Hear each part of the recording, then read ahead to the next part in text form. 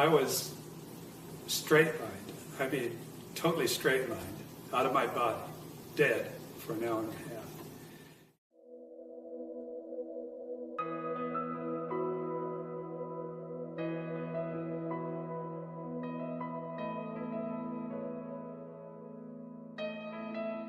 My name is Richard Cole, and I am 72 years old. I have never been what I would call religious. I've always believed that there was a God, and I believed that there was Jesus, but I've had doubts. I've been a doubter before, but I'm no longer that. And this happened to me in 2005, so that was 6 years ago. And so how it came about was that I was on my way to Monterey. I go up there every year for the historic car races. While I was stopped at the stoplight, I had a pain that started in my jaw, right in the mandibular area, went down my jawbone, down my carotid artery, and into my chest. I said, "Oh, this is strange." My friend and his wife said, "What's wrong with you? You don't look very good. What's your symptoms?" I said, "Well, my hands feel a little sweaty and I feel a little clammy." I said, "I don't know what's going on." He says, "I'm going to take you to the hospital." I said, "Oh, I'll be okay. I'll go home and take an aspirin. This will be done with." He says, "No, we're going right now." So we went in and they put me on a gurney because there was no room in the emergency room. My blood pressure was extremely high. And they gave me a couple of shots right away to try and get my blood pressure down. And then I went right into the x-ray room, and they gave me some x-rays, and came back in a little while, and Steve, the doctor, a friend of mine, says, "You have a serious problem." And I said, "Oh, really?" And he says, "Yes." He says, "You have an aneurysm, but what's worse, it's split, and I think you're bleeding internally." 5 o'clock the next morning, I was in the pre-op, or the ready room rather, at Cottage Hospital. Anesthesiologist came in and says, "Well, I'm going to, give you a shot right now, and then you're going to go off to sleep." I said, "Okay." I said, "Is the doctor here yet?" "Yeah, he's here." So I asked to see him. I said, "Okay, what are you guys going to do to me?" And he says, "What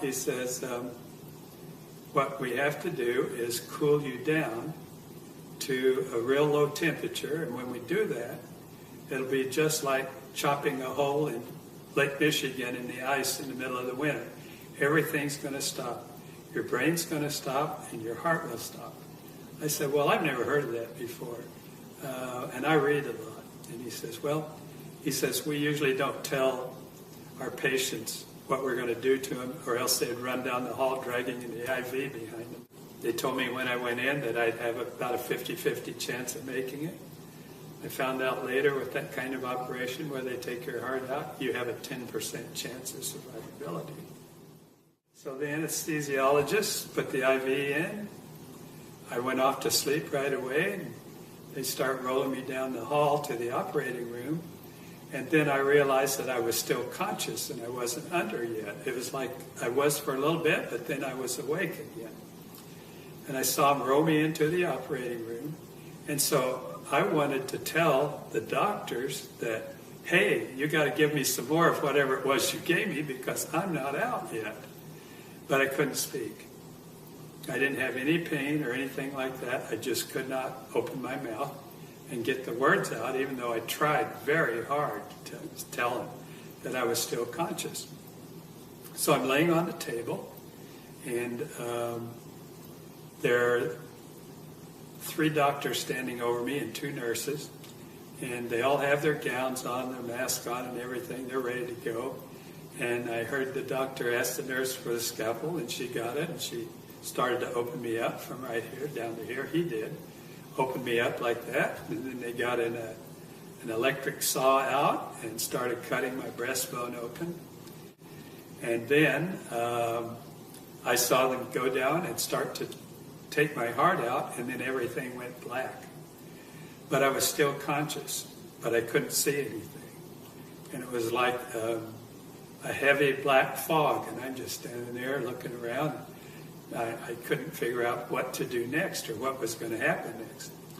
Right then, 2 beams of light came over my right shoulder. So I started to turn around and look over my shoulder to see where it was coming from.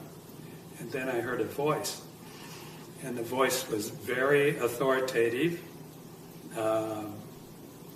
not loud, but he says, "Don't turn around."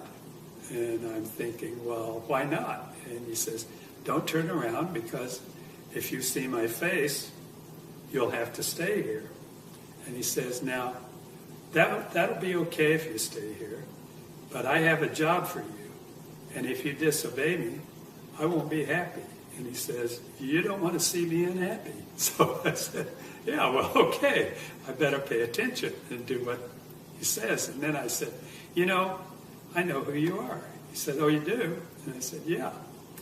And all during this conversation, I had a feeling of where he was, that he was walking back and forth behind me, that he was sitting in a white throne, just a plain chair, didn't have jewels or anything on it, but just a plain white chair.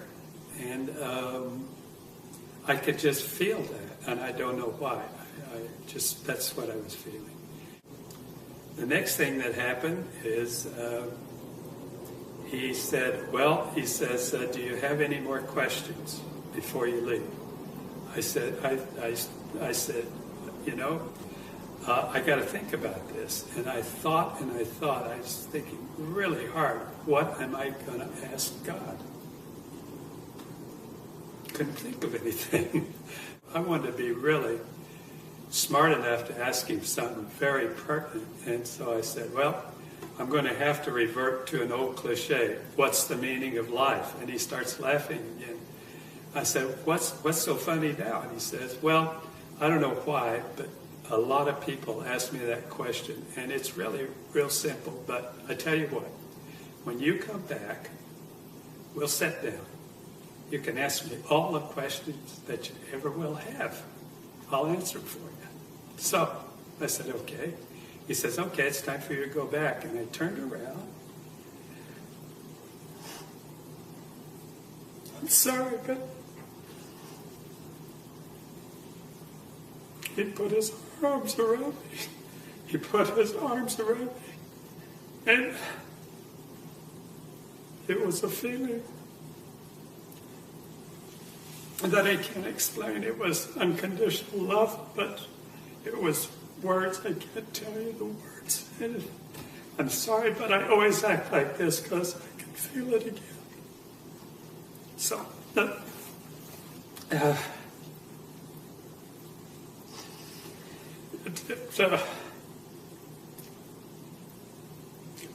changed my life. And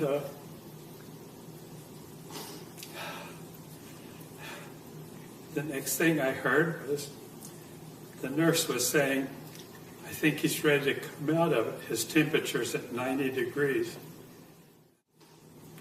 9 days later, I was discharged from the hospital. First thing I wanted to do was go out and tell everybody I knew what happened to me. But I'll have to tell you that my life has changed completely. I'm no longer afraid of death. All the problems that I thought were problems are all gone. I don't have any problems. I don't have anything that gets me down. A week later, a guy came in that I knew, and he said, I heard about your experience. I said, yeah, it happened. He said, I heard that you were, you had a near-death experience and that you were out for about an hour. And I said, yeah, that's true. And he said, well, the same thing happened to me. And I said, and then I asked him what the meaning of life was. And he says, oh, that's easy. It's all about love. That was the perfect answer. So I got that message right away. Now I study the Bible, and it's taken me a long time. I've been doing it for 6 years. I'm up to Matthew. I've translated every word from the original manuscripts. into English. I was baptized recently. People ask me questions about that. Well, why are you getting baptized now? And I said, because it's the right time. You know, I don't know what else to tell them. I don't believe that you have to be baptized to go to heaven, but I know one thing. I want to follow what Jesus did. He set an example. I want to, so I did.